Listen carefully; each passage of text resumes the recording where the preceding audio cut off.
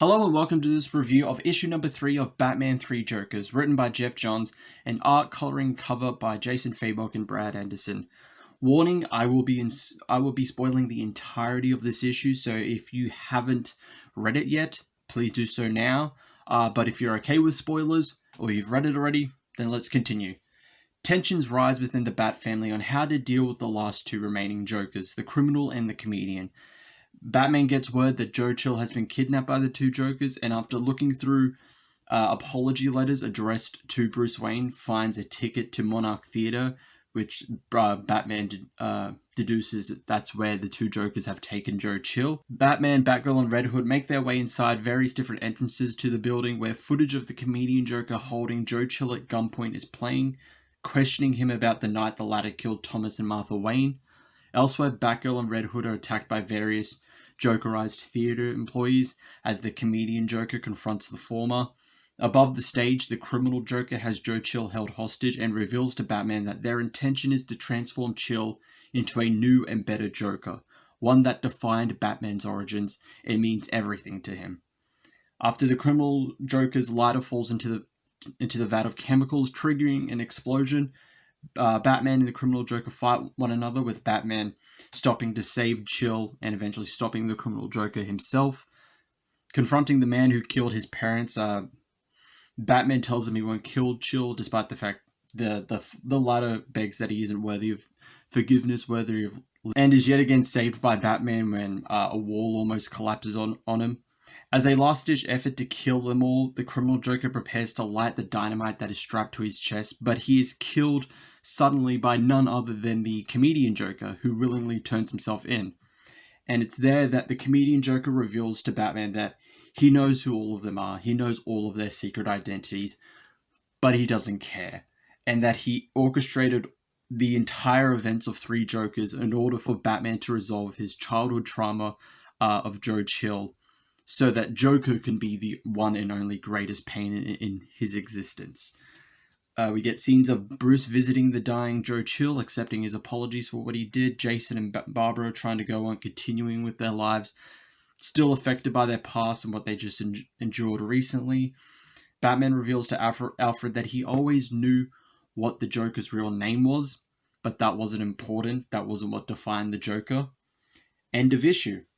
Story, I'm hesitant, but I will give this a 4 out of 5, and I will explain later. So I give this a 4 out of 5 because overall, I think, to the story itself, I think it is a good ending. It's a pretty good Joker story with a somewhat satisfying conclusion. I'm glad that the identities of the Joker wasn't revealed. As Bruce says, who the Joker was isn't important. The identity of the Joker has always been one of the most compelling and interesting aspects of the character, and the lack of not knowing who he really is what actually defines him. We don't even know who the original Joker of the three is, and while some may find this lackluster or disappointing, I find this very fitting to the Joker's mythos. The Joker himself has stated, if you're going to have an origin story, have multiple ones. He always keeps people on their toes. The mystery of who he is it's pretty much like the one case usually Batman can never solve. And even with this, he knows who the comedian Joker's real name is, but he doesn't care. But the other Jokers, we don't know. Batman doesn't know either.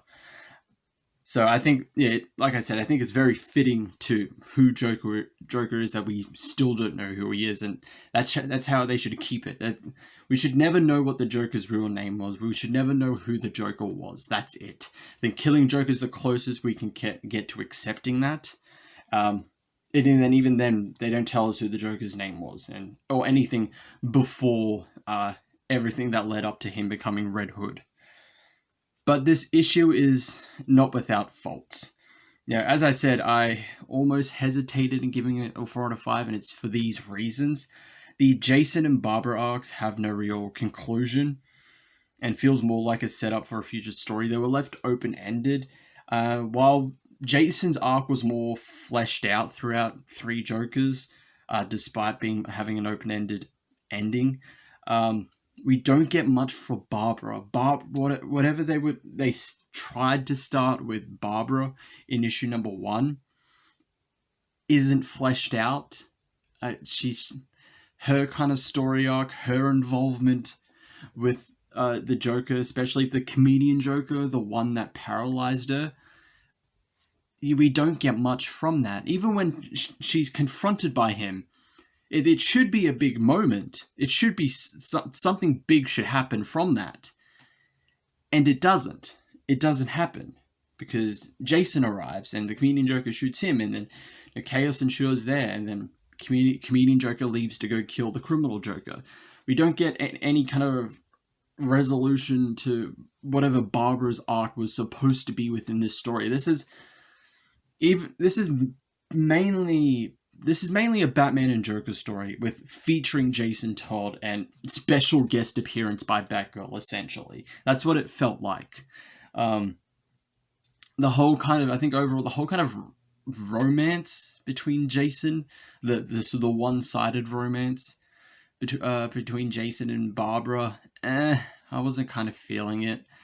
But yeah, overall, I think that was mainly just my main gripe with this comic. Is just, yeah, Jason's and Barbara's story arcs weren't either fleshed out properly or fleshed out enough, and they were left open-ended. There was no conclusion to whatever, to their trauma, to their past. It was more about Batman and the Joker, as I said earlier. But I still think, regardless of that, I still think Three Jokers was a good story overall.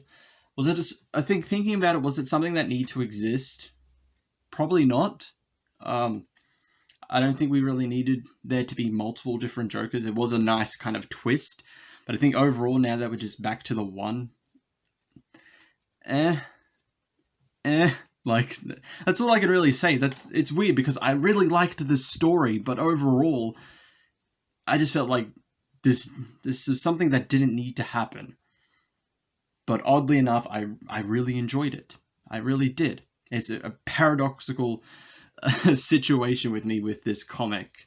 It's weird. That's what I'll say. But overall, that was Batman 3 Jokers. What did you think? Do you agree with me? Do you disagree with me? Anything you think I left out? Thank you all for watching. You can catch me over on Twitch. Like, subscribe, hit the notification bell, and I'll see you all in the next one.